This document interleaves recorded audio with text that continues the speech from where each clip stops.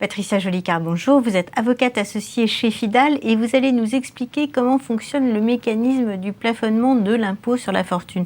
Qu'est-ce que ça veut dire, l'ISF est plafonné ? C'est-à-dire qu'on ne peut pas payer, on peut être amené à ne pas payer la totalité de l'impôt qui est dû sur sa base taxable au 1er janvier en ISF.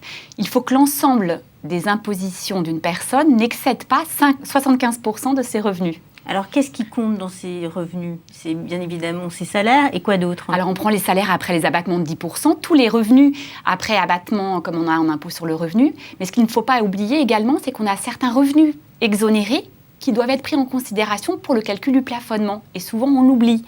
Par exemple, vous vendez votre résidence principale. Vous avez une exonération de plus-value. Alors, vous ne payez pas d'impôt de plus-value. En revanche, dans le calcul de votre plafonnement d'ISF, cette plus-value devra être prise en considération. Donc ça nécessite d'avoir les informations également. Et ça peut vous faire sauter le plafonnement de l'ISF. Et les plus-values qui sont réalisées, par exemple, sur les valeurs mobilières ? De la même manière, on prend les plus-values avant abattement pour durée de détention. Et ça, il faut faire un retraitement par rapport à ce à quoi on a été imposé en impôt sur le revenu. Alors, parallèlement, qu'est-ce qu'on prend en compte comme impôt ? Alors, l'impôt, c'est l'impôt sur le revenu. Donc ça, en général, on a fait le calcul avant, quand on dépose la déclaration d'ISF. Vous prenez également les prélèvements sociaux, c'est la CSG, la CRDS, vous savez, toutes ces impositions qui atteignent 15,5% des revenus. Et on prend également l'ISF lui-même, un temps de raison. C'est-à-dire qu'on va prendre l'ISF sans plafonnement.